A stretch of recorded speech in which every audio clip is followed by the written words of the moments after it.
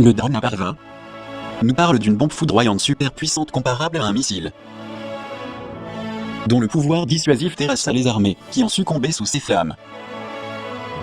C'était l'arme du dieu Brahma, et l'histoire de Drona est la suivante. Le fils de Drona jeta son arme, suite à quoi de grands vents se sont levés et les eaux se sont précipitées sur la terre. Les soldats étaient assourdis par le tonnerre, la terre tremblait, les eaux montaient, les montagnes s'écroulaient. L'histoire hindoue ancienne décrit que c'est aussi grâce à ces navires volants appelés Vimana, qu'ils ont pu contrôler et anéantir des peuples esclaves de la perversion. Ce fut le cas de Mohenjo-Daro et d'Harappa, dans la vaste zone du Rajasthan et du Punjab. Il s'agit là de villes mentionnées dans les textes sacrés de l'Inde ancienne, remplies de descriptions sur un grand holocauste nucléaire dans l'Antiquité, aux proportions nettement supérieures à celui d'Hiroshima et de Nagasaki. Ces catastrophes ne sont pas seulement enregistrées dans les textes anciens, mais de nombreux archéologues soutiennent que dans les ruines de Harappa, Lothal et Mohenjo-Daro, il y a des preuves archéologiques qui confirment l'hypothèse d'une grande explosion nucléaire d'il y a environ 8000 ans. La preuve c'est que des corps humains ont été trouvés parmi les ruines, en particulier à Mohenjo-Daro. De nombreuses fouilles montrent des corps éparpillés, beaucoup d'entre eux dans des positions très étranges.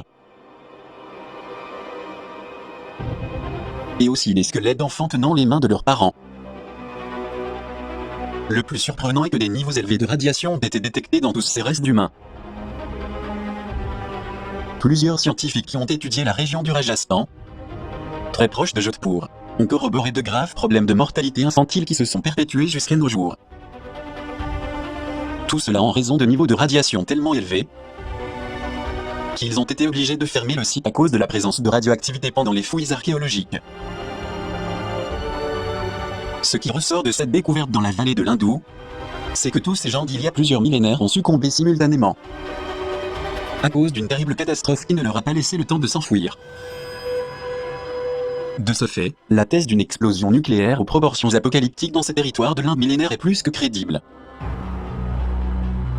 Et bien qu'il puisse être insensé de nos jours que d'accepter qu'un holocauste nucléaire supérieur à celui d'Hiroshima et de Nagasaki ait eu lieu dans le passé, il est tout à fait raisonnable de l'affirmer vu le niveau élevé de radiation.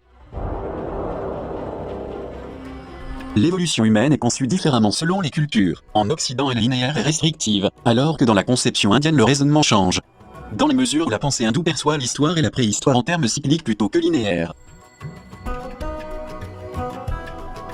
Si en Occident le temps est une ligne qui représente la naissance, la vie et la mort, en Inde on meurt pour ensuite renaître.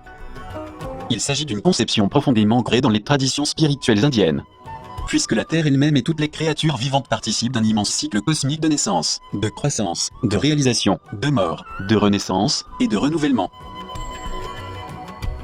Donc dans ce schéma cyclique en spirale où tout va et vient, l'Inde conçoit 4 âges ou 4 différentes époques du monde, avec des durées énormes. Ce sont l'âge de Krita Yuga, le Treta Yuga, le Dvapara Yuga et le Kali Yuga. Et à la fin de chaque cycle de 4 âges ou des 4 yugas, il y a un méga cataclysme connu sous le nom de Pralaya ou dissolution, qui permet de commencer un nouveau cycle de yuga. En Inde, on croit que chaque cycle de 4 âges et chaque yuga a ses caractéristiques spéciales. Dans le Krita Yuga ou âge d'or, il y a un épanouissement de la droiture, de l'harmonie, de l'ordre et de la stabilité. Dans le Treta Yuga tout commence à changer et il y a un déclin des valeurs et des vertus, et tous les principes spirituels s'atténuent. Plus tard, dans le Dvapara Yuga, les mensonges, les différences et les conflits s'étendent. L'esprit et l'âme s'anéantissent et la vérité n'a que peu d'intérêt. Enfin dans le Kali Yuga, les hommes se tournent vers le mal et ne valorisent que les actes et les vices dégradants. La décadence se répand et l'humanité s'approche de l'anéantissement. Selon les textes conservés sur la civilisation hindoue millénaire, l'Inde ancienne est entrée dans l'âge du fer ou Kali Yuga, après l'effroyable effondrement de la civilisation de la vallée de l'Hindou. Cette décadence avec ses ruines épouvantables a commencé avec la grande guerre du Dharma ou guerre juste, gagnée par les Pandavas, qui ont défendu la moralité et la dignité. L'armée des Kauravas n'était qu'une milice massive assoiffée de pouvoir. Mais face à l'armée des Pandavas, ils ont perdu la guerre parce que leur seul objectif était d'humilier et de dépouiller les Pandavas de tous leurs biens et de leurs droits. La célèbre épopée sanskrite du Mahabharata nous dit que des guerres dévastatrices ont été menées entre différents royaumes hindous du nord de l'Inde. Des luttes effroyables qui ont complètement dévasté certaines villes et nations, et ont mis fin au Yuga de cette époque pour donner naissance à Kali Yuga ou âge noir. Tandis que de féroces batailles étaient menées connues sous le nom de guerre du Kurukshetra. Dans les 4 premiers livres du Mahabharata, on nous parle de la rivalité entre le clan des Pandavas et les princes du clan Kaurava. Ce même récit nous dit également que la grande guerre qui a duré 18 jours a fait plus de 18 millions de morts parmi les civils et les soldats des deux camps. La guerre fut gagnée par les Pandavas, parmi lesquels se trouvait le célèbre héros Arjuna et Krishna lui-même, la réincarnation du dieu Vishnu. Il est également raconté que lors de la première grande bataille de ce qui allait devenir la Grande Guerre, bien que les deux camps aient combattu courageusement, il est également dit qu'il y avait des scènes difficiles à décrire. Car soudain les soldats furent dérangés par des bruits étranges qui secouaient la plaine de Kurukshetra, le lieu qui a donné son nom à la Grande Guerre entre les Pandavas et les Kauravas, comme nous l'avons déjà dit. Il s'agissait de bruits venant du ciel, car les guerriers virent soudain apparaître une multitude de vaisseaux aériens, des vaisseaux volants, dont beaucoup furent développés par Vishvakarma lui-même. En particulier certaines armes d'une allure magique appelée Mantra Mukta, c'est-à-dire des armes qui utilisaient des sons entriques. On dit même que ce sont des artefacts qui ne pouvaient fonctionner que grâce au pouvoir psychique des Devas et des dieux. Dans cette perspective, le brave Arjuna, à l'aide d'une arme appelée Antardana, a tout fait disparaître, tout en générant certaines ondes supersoniques. La plupart des combattants ne réussirent pas à comprendre ce qui se passait. Ils furent horrifiés de voir les missiles provenant des Vimana frapper le sol et en tuer des centaines.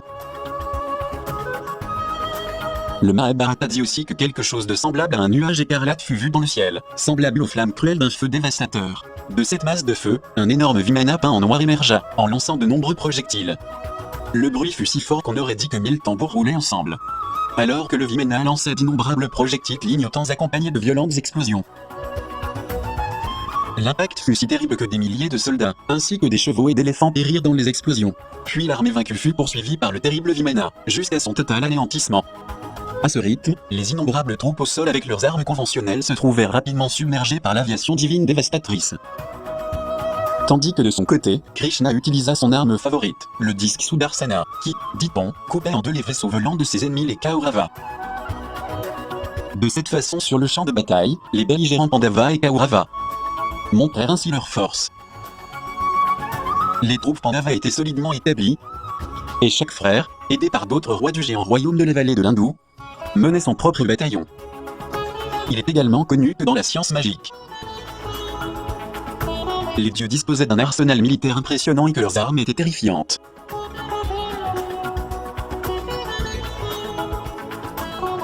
Dans cet arsenal puissant, il y avait l'arme à feu ou Agnyastra.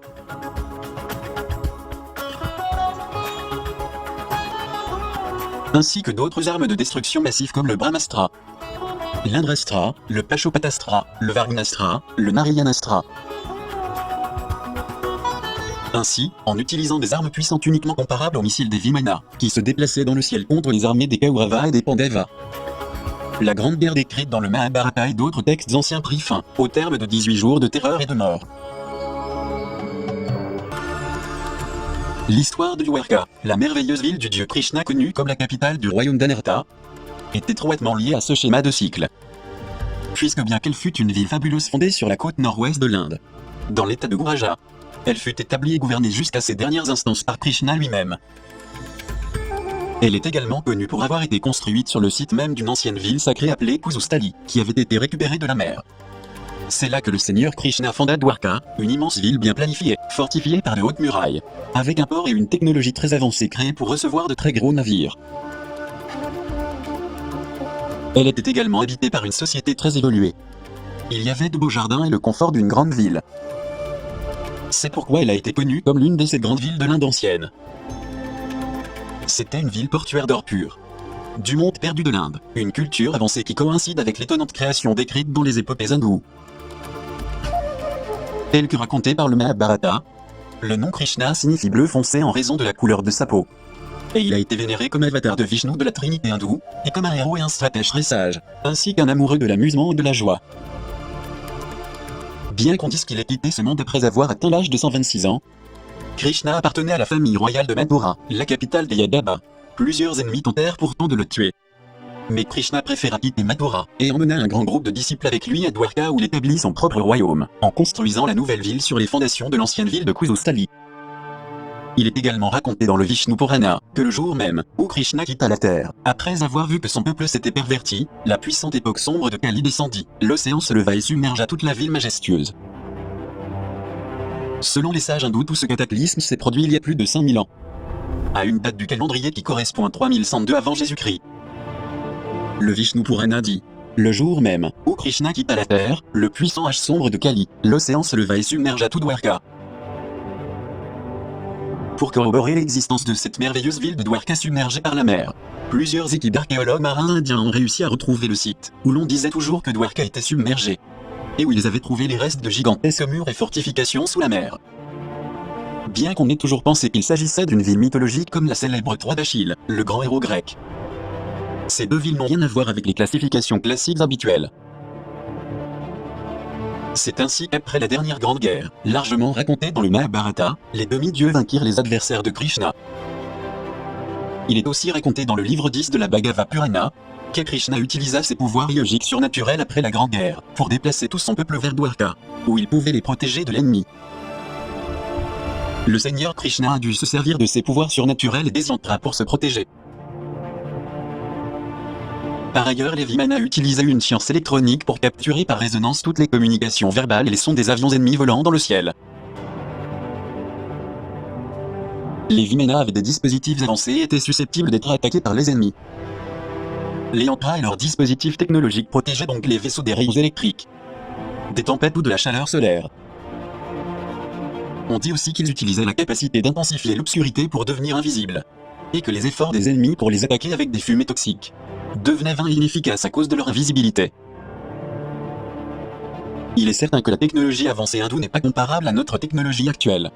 Leur technologie est mentionnée dans les textes anciens où on parle de villes qui volaient au moyen de dispositifs spéciaux. Dans le Samarangana, Sutradhara, on parle clairement de Vimana, aussi haut que des temples. Nous parlons de vaisseaux qui pouvaient naviguer dans les régions solaires, et de là, passer par les portails interdimensionnels de l'espace-temps vers les régions stellaires. Il est aussi raconté qu'avant de partir pour sa mission dans les demeures célestes, le dieu Indra invite le guerrier Arjuna à se présenter devant le dieu suprême, le commandant en chef de l'expédition terrestre. Indra indique au courageux descendant de la lignée des Pandus qu'il devra observer le dieu aux trois yeux Shiva, le porteur du trident. Puis il regarda rapidement autour de lui, et vit devant lui un être avec une huppe en cuir cuivré, dont le corps brillait d'une lumière éblouissante. Après s'être incliné, il a reçu du dieu de la Trimurti le maniement de toutes les armes divines.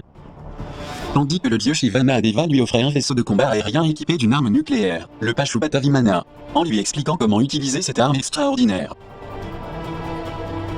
Puis le dieu dit au puissant héros: je te donnerai mon arme préférée, le Pashupata, mais fais attention à ne pas en faire un mauvais usage. Cette arme détruira le monde entier si tu l'envoies sur ton adversaire. Personne n'a le droit de détruire cette arme. Après ces indications et le sacrifice de purification, le dieu Shiva Mahadeva ordonna au guerrier Arjuna de joindre le royaume des dieux. Plus tard, le brave Arjuna adressa une prière au dieu de la Trinité, le maître du cosmos qui disparut dans les nuages en compagnie de sa femme Uma Parvati, comme un soleil couchant.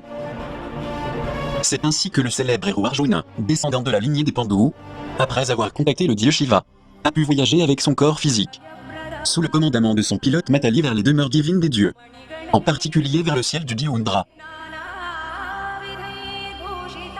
Pendant cet événement incroyable, Arjuna reste à bord du vaisseau, toujours conscient de la situation afin de pouvoir apprendre davantage sur les divers dispositifs du vaisseau. Voici ce qu'il a lui-même raconté. Le char volant avait tout l'équipement nécessaire, il ne pouvait être conquis par des dieux ou des démons, et rayonnait de lumière tout en réverbérant avec un grondement profond. Une fois l'entraînement terminé, pour compléter les exercices et les instructions, le héros Arjuna se présenta devant une assemblée de rois divins, afin que son progrès fût évalué, ce qui fut accompli conformément aux orientations reçues. On dit aussi qu'au début, il conquit les armes traditionnelles avec une grande maîtrise et intelligence, pour conclure plus tard avec les armes célestes. Le Vimanika, Shastra, décrit qu'un vaisseau volant établit des liens avec l'univers entier pour le bien-être de l'humanité. C'est ainsi que certaines divinités voyagent à travers le cosmos dans le seul but de créer des liens et même des contacts avec différentes civilisations. On dit aussi que certains Vimana peuvent monter vers les régions stellaires du Nakshatra Mandala. C'est le cas du grand héros Arjuna, qui vécut cet incroyable vol dans un Vimana céleste appelé Garuda, en forme de soleil, fait similaire à celui vécu par les normes bibliques, et son voyage vers le cosmos céleste. Le Mahabharata raconte qu'Arjuna, voyageant dans le char céleste du dieu Indra, sillonna l'espace jusqu'à ce qu'il atteigne finalement un palais sacré, où il aurait appris à manier des armes spirituelles pour contrer les forces démoniaques obscures. Mais quelles armes puissantes ont utilisé les dieux au cours des différentes guerres menées pour combattre les démons Asura? À notre connaissance, les armes des dieux appelées Astra ou Sastra étaient des armes divines aux caractéristiques complètement différentes de celles utilisées par les humains. Elles étaient normalement invoquées au moyen de mantras ou d'hymnes sacrés. Les armes divines également appelées Divyastra, décrites dans les deux épopées le Mahabharata et le Ramayana, jouent un rôle central pour mettre fin aux démons Asuras qui firent tant de dégâts dans la longue histoire des siècles à travers le sous-continent indien.